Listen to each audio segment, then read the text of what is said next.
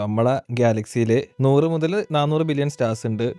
ഇതെല്ലാം കൂടിയിട്ട് 400 ബില്യണോളം ഗാലക്സീസ് ഉണ്ട്. ഇതെല്ലാം കൂടിയിട്ട് സ്മോൾ ക്ലസ്റ്റർ ഉണ്ട്, ലാർജ് ക്ലസ്റ്റേഴ്സ് ഉണ്ട്. ഇതെല്ലാം 5% ബ്രോ പറഞ്ഞത്. അത് കൂടാതെ ഡാർക്ക് മാറ്ററും ഡാർക്ക് എനർജിയും ബാക്കി 95% വരുന്നത്. ഇതെല്ലാം കൂടിയിട്ട് ഒറ്റ യൂണിവേഴ്സ് ഉണ്ടാവണേ. ഇതുപോലത്തെ ഇൻഫിനിറ്റ് യൂണിവേഴ്സസ് എന്ന് പറയുന്ന ഒരു തിയറി ഉണ്ട്, മൾട്ടി വേഴ്സ് അല്ലേ. അതായത് വേറൊരു യൂണിവേഴ്സിൽ നമ്മൾ ഇതേപോലെ 6 ആൾക്കാർ ഇങ്ങനെ ഒരു പോഡ്കാസ്റ്റ് റൂമിൽ ഇരുന്ന് വേറെ ഡയമെൻഷനിൽ ഇത് പോസിബിൾ ആണോ?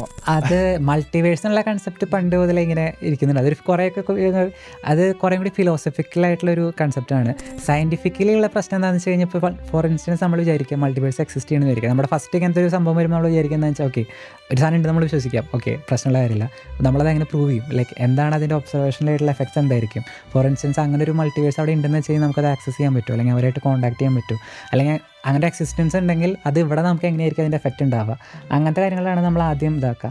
അപ്പോൾ ഈ മൾട്ടിവേഴ്സ് എന്നുള്ള കൺസെപ്റ്റ് ശരിക്കും പറഞ്ഞാൽ നമുക്ക് ഒബ്സർവേഷണലി ആസ് ഓഫ് നോ നമുക്ക് പ്രത്യേകിച്ച് അങ്ങനെ വെരിഫൈ ചെയ്യാനോ അല്ലെങ്കിൽ അതിനൊന്നും നമുക്കിപ്പോൾ നമ്മുടെ ഇപ്പോഴത്തെ നോളജ് വെച്ചിട്ടുള്ള അറിവില്ല. പിന്നെ തിയററ്റിക്കലി പറയാൻ പറ്റും. തിയററ്റിക്കലി ഈ പറഞ്ഞ കണക്കിന് മൾട്ടിവേഴ്സിനുള്ള ഐഡിയ അല്ല, ഇതിനേക്കാളും കൂടുതൽ കുറച്ചും കൂടെ നന്നായിട്ട് രീതിക്ക് പറയുകയാണെന്ന് വെച്ച് കഴിഞ്ഞാൽ ക്വാണ്ടം മെക്കാനിക്സിൽ മെനി വേൾഡ് ഇന്റർപ്രിറ്റേഷൻ എന്നുള്ള ഒരു ഐഡിയ ഉണ്ട്. ഷ്രോഡിഞ്ചർ വേവിക്കേഷൻ പറയുന്നതാണ്, അതായത് എന്തൊക്കെ നടക്കാൻ ചാൻസ് ഉണ്ടോ ആ എല്ലാത്തിൻ്റെയും കൂടി ഒരു പോസിബിലിറ്റി ആയിരിക്കും ശരിക്കുള്ള.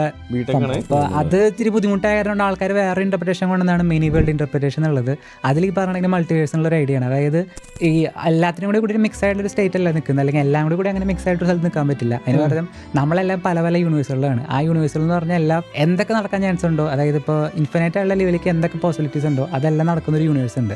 അതിലൊരു സ്പെസിഫിക് യൂണിവേഴ്സിലാണ് നമ്മൾ നിൽക്കുന്നത്. അതാണ് ഈ മെനി വേൾഡ് ഇന്റർപ്രിറ്റേഷൻ എന്നുള്ള രീതിക്ക് വരുന്നത്.